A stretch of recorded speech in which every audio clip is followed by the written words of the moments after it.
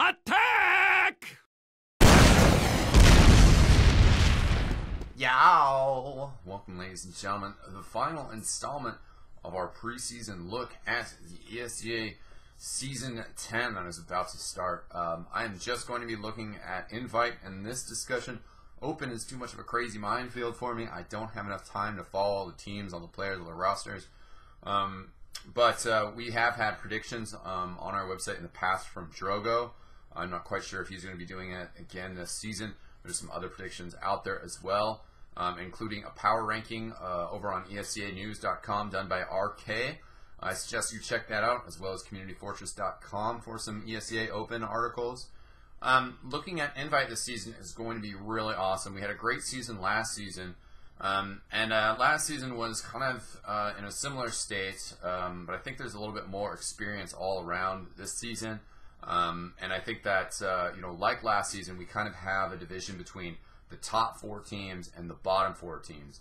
But this season, once again, what is considered the bottom 4 teams are very closely together. They're going to duke it out. And if one of the top 4 teams starts to slip up or have some roster issues, they are going to be vulnerable and maybe in a spot where they might not end up going to land.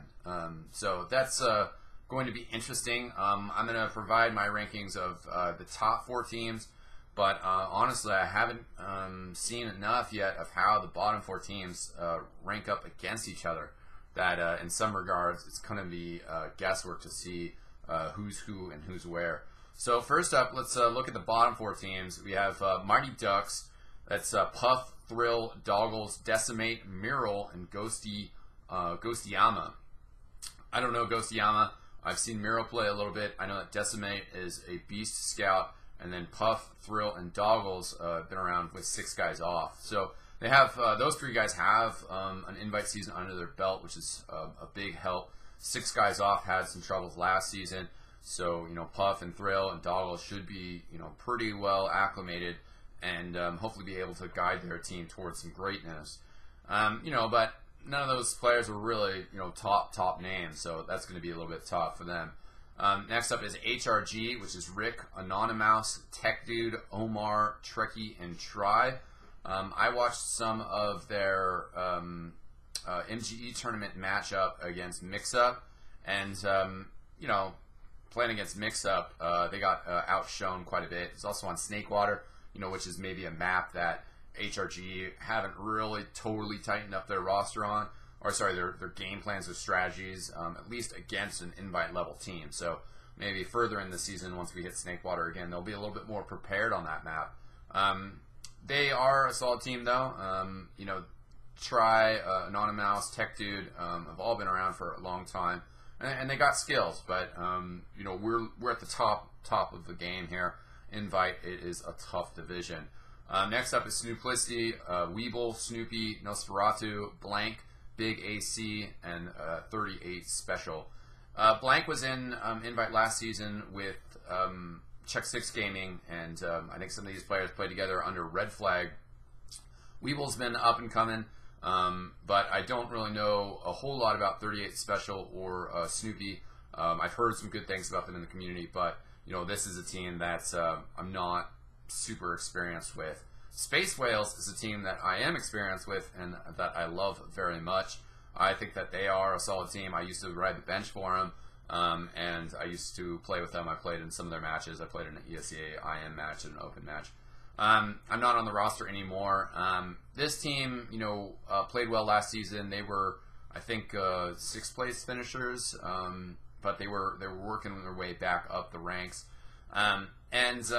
they have some strengths. Definitely, they've been working, on their skills, on understanding the game, developing strategies for quite a while now. And Boomer is a fantastic demo man. I think that out of those 4, he's the strongest demo man, and I think that you could make an argument that he's stronger than Soup. Just I'd say out of base experience and how Boomer plays. Boomer is definitely a very solid demo man. Then he has Zackrel on Medic, who's been involved in the game for a long time, and Zackrel's got a great strategic mind. Blind Talent is their not sure if he plays pocket or roamer. He used to roam. Maybe he's pocketing. Anyways, then they're joined by UKM, RR, and Rico. So they have a very solid roster. Rico's been around for a long time. Does a lot of streaming, some work in the community, and he is Beast Scout. So I think Space Whales, out of those 4 teams, are the team for me that I think is going to challenge upwards. And between Snooplisty, HRG, and Mighty Ducks, I don't know enough about their roster, about their cohesion, to really assess whether they're going to be able to outperform the other teams in that group or challenge for a spot at the LAN.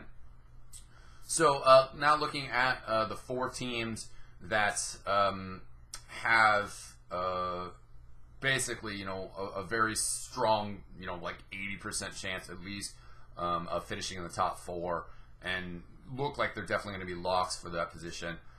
We have the teams that have been the most solid and the most dominant in Invite the last 2 seasons. Last season, all these teams made it to the LAN.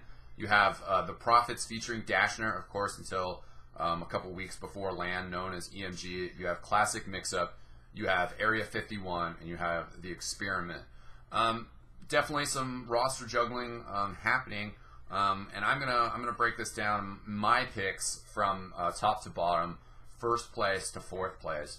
And before LAN, things always change, but this is how I kind of expect these teams to finish, and also what I'm expecting out of these teams. Once we get to LAN, these spots might change a little bit, but these are my expectations.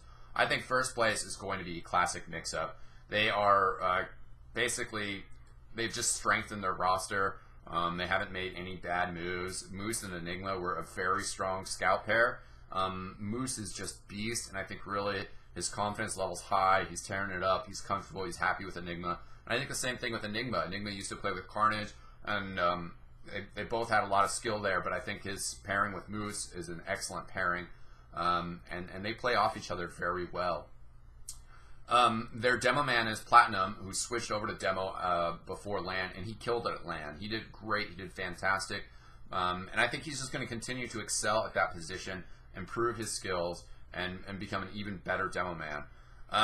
Then their roaming soldier is Relic, and Relic played very strong at LAN. He was actually pretty sick, and I think what I've seen out of him lately, I just saw a couple of mix-ups matches.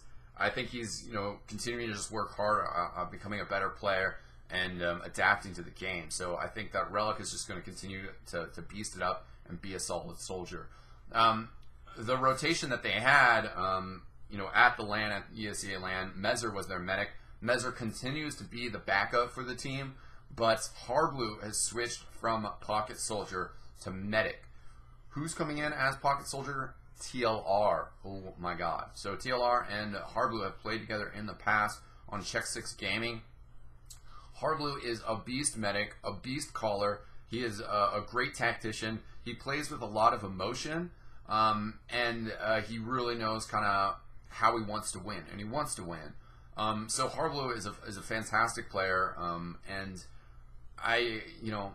their roster was very strong. They weren't quite able to overcome Profits at the last LAN, but just the way that these players play, how aggressive Hardblue is, how much Hardblue wants to win, I don't think they're going to be happy with 2nd place this season.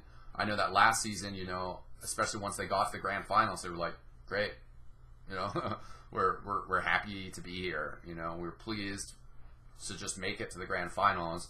I don't think they expected to beat Profits. Not to say that, I'm definitely not implying that they didn't try, whatever, but that happens sometimes, that you're just like, awesome, just happy to be here, let's play, let's have fun. But if we don't win, we're happy we made it this far. Also would like to give a huge shout out to the sponsors of Classic Mix-Up, Nahani and Jays. They are coming through huge for these guys, and have put up a really nice sponsorship for them. I've discussed it with them, and hopefully we'll get an interview with Nahani and Jays sometimes. And the team is, out of all the teams on Invite, they are the ones that have the most stable financial situation, and there's nothing the players have to worry about. They're taken care of. They don't have to spend their time working on, getting the funds or talking to corporations or whatever. So I think that's definitely a plus. TLR is such a great soldier, a great pocket, and paired up with Hardblue, that is a great combination right there. So I think that they're going to play extremely well, and their roster is very solid, which is a definite plus. The Profits featuring Dashner, I'm placing them in a second place,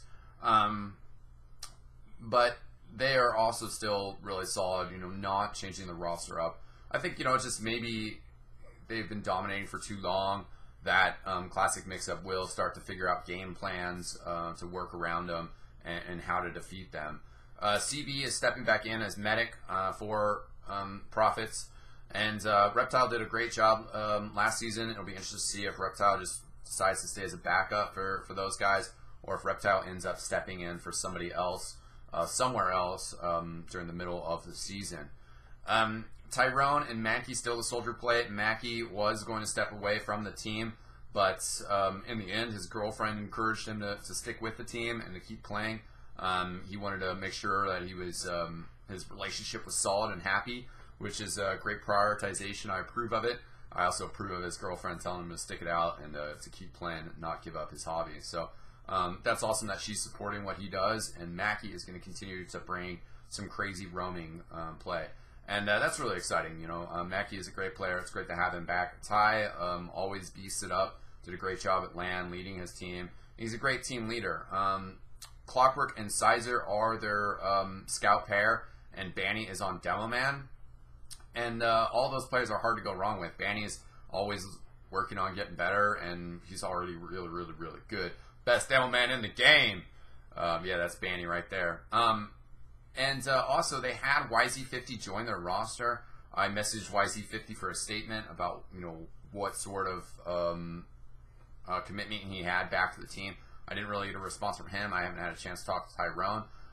Clockwork posted on a forum. I don't know if he's just trolling, pulling people's legs, but he said that YZ50 is going to come in and play with Sizer. YZ50 being, the aggressive player, and kind of the same style of Clockwork, but a little bit better from Clockwork's own admission. And YZ50 is an absolute beast. Hopefully we do get to see him in that role. And Clockwork as a backup is also amazing. I mean, if they're missing a soldier, Clockwork could step in there, to fill the role. And obviously if they're missing Sizer or YZ50, Clockwork is going to step in there and do it up big. Sizer played amazing at LAN. He's been around for a long time, but he's got to have great confidence from his performance at the LAN, winning the LAN, and he's just going to keep playing better. Experiment was a big switch up in their roster, and so was Area 51. And I'm going to have to stick with Experiment to fill that third place spot. But I think it is going to be very close between them and Area 51.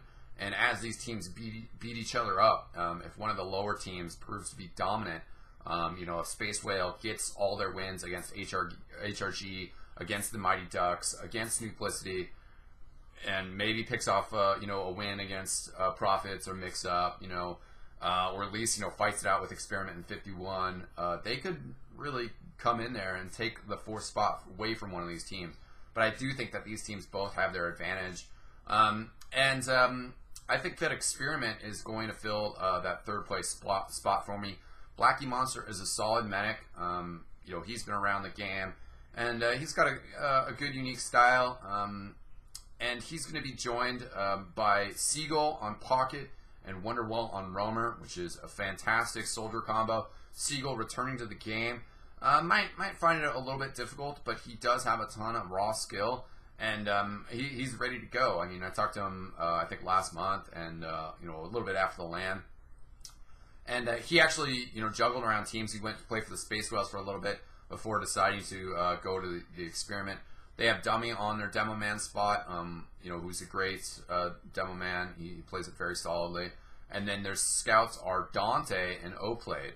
Oplade, of course, been in the game for a long time. Incredibly solid scout, pulls out beast moves. And Dante, a new upcoming MGE, MGE fanatic. And also, he used to play with Moose and Enigma and Dummy back in Natural Selection days. So he's been a competitive FPSer for a while, kind of newer to TF2, but he won the MGE mod competition held by Drunken Brawl last month, so he is really solid. Yeah, there's kind of some question marks above this team. about how well they might do together. But I think Seagull is really strong, and Experiment going to be able to stick it together and hold it down. Wonderwall, one of my favorite soldiers as well. He is a great player. Area 51 have had some roster juggles, and I think that they're going to do well this season and continue to do well if they make it to LAN. The Fragile is the medic, going to be their medic all season, and I love the Fragile as a medic. I think he's a great medic, been around in the game for a long time, and really has a good sense of what's going on, where teams should be position themselves, etc. And he's joined by Memphis Vaughn on Roamer. Memphis Vaughn is great. He's got good jumping around, fantastic pyro kill in the September top 10. So he can off-class from time to time. He can bring the crazy. And man likes the video game. He's going to get a brand new system, but also maybe a little bit distracted from Battlefield 3 going down. Though it is good to cross-train, I got to say. I'm not sure how much his movement skills are going to help from Battlefield 3. Surely going to help his hit scan aim a little bit. But it's good to cross-train because you get a little time off, relax. Comes to TF, focus on his TF. So Memphis Vaughn will probably have another great season. Last season, some question marks about whether he could hang with these invite soldiers, and I think he's just going to have more confidence this season coming into it. So Memphis Vaughn's going to play well. The scout combo, or let's go over the demo man, because the demo man is still the same, is Soup. Soup is a solid demo man. He's got some crazy pipes sometimes, but I think he's still, an up-and-coming player that still has tricks to learn, And at the LAN, he was a little inconsistent. Who knows if that was nerves or just, that aspect of him being a new player and, maybe going up and down a little bit, maybe being a little inconsistent. And I think Soup is, kind of one of the question marks that could lead to, Area 51 surpassing Experiment. If Soup is on top of his game all season, then they're going to beast. But if he goes up and down, then, if he's hot and cold, when he's hot, they're going to be playing well. When he's cold, they're going to be beatable. The other changes going on, Ender is still on Scout, but he is no longer with Blaze. Blaze has left the team, and he is joined by Carnage, formerly of the Experiment, Complexity, Beast player, been around for so long. Carnage is definitely still has Beast mode, still knows how to turn it on. We were watching a 3v3 King of the Hill Cup, Salamancer did, that Carnage's team won, and Carnage had a couple crazy streaks just going nutty and tearing up people. And I think Carnage and Ender are a great combination. Carnage and Justin last season, Justin doesn't really off-class except for playing Sniper, and when he plays Sniper, Carnage is kind of like, man, I wish I was playing Sniper. And, I think you got to have more versatility. You got to have the engineer. You got to have the craziness. Also, last season with Area 51, Ender and Blaze are both kind of off-classing sometimes. I think that Ender is a strong off-classer. He's a smart player, knows what he's looking for, and he has the skill set to survive and do good things. So I think it's going to be solid with Ender either running as support scout to Carnage's Sniper, or off-classing as engineer or pyro or whatever. If Memphis Vaughn's not going pyro. Heavy weapons, and Carnage can run heavy sometimes too. I think they're really going to be a great scout pair, and they could be able to outperform Oplade and Dante, but they might get at least I don't know, might get out deathmatch from time to time. That's really going to be an exciting scout pair, and I think that really solidifies Area 51 quite a bit. Finally, also kind of a question mark over him, Justin is going to be the pocket soldier for Area 51. And Justin is definitely in a journeyman phase of his career. He went from playing Scout to playing Demo Man to playing Scout to playing Soldier. The only thing he's missing is Medic, and he could hit for the cycle, as it were. He's been around for so long. He's got awesome skill set. He used to play Quake. He could definitely prosper as a pocket soldier. He's also played with Fragile for on a lot of different teams. So he's going to have good chemistry there. They're going to be able to pick up what each other are thinking and move accordingly, which is very important skills for a pocket combination. However, I don't know if Justin's going to be able to hang against the other top 3 pocket soldiers or even against the other roamer soldiers. If Justin can really sharpen his soldier deathmatch skills, he's going to do well. His team's going to do well, and Area 51 are going to get out of that 4th place and really solidify a LAN spot. those 6 players are definitely going to be fighting hard for LAN. And I think Experiment, with Blackie Monster, they could have some roster issues. Siegel is apparently kind of likes to rage sometimes. Dante, a new player, but as long as Experiment, can get their plays together, I think they could outperform Area 51. Question marks on those players. And as I said, again, it's kind of like top 4, bottom 4. But we have these question marks over the 3rd and 4th place teams. A lot of the lower teams have a lot of experience in intermediate. Some of them now have 2 seasons under their belt. Or sorry, this will be their 2nd season in Invite. And some of those teams could sneak up there and take that 4th land spot. So I'm really excited about it. This season is going to be awesome. The map choice, I went over maps on my other video, CP Stand-In, a brand new map. Going to be really exciting to watch that. And the LAN will probably be, I don't know, late January, early February. We heard reports that maybe it was going to be mid-January, but now that the schedule's come out and with holiday breaks, the last week is January 12th, so I don't think we're going to have the LAN right after that. But that's going to be really awesome once we get there again. And yeah, just super stoked for this season, guys. $10,000 prize pool for TF2. ESEA stepped it up, so that's going to be a big boost to these players. And it's going to be a fantastic season. Make sure you tune into our Twitch.tv channel for all of our live coverage. But of course, you'll be seeing those VODs on our YouTube channel, as well as highlight reels and the continuation of our top 10 plays of the month series. If you like to watch ESEA, Intermediate, Open, Invite, whatever, and you see some awesome action, get that demo, get that STV demo from ESEA, send us the tick, send us at least a good description of where it was. If you say, hey, it was the start of the second half, we'll be able to find it, but a tick would be preferred. We would appreciate your help in improving the quality of our series. Of course, the same thing goes for ETF2L. Those demos are posted on the Vanilla TF2 website, so you can just link those demos there. If you are going to link us an ESEA demo, we would really appreciate it if you also downloaded that demo and posted it somewhere else. The ESEA demos expire after a month, so if you post us the ESEA link and then the demo's gone, I don't think there's anything we can do about that. So please download those demos, send us a link, and we would love you forever. So thanks for watching this video. I'm eXtine, and I will see you guys next time. Peace out.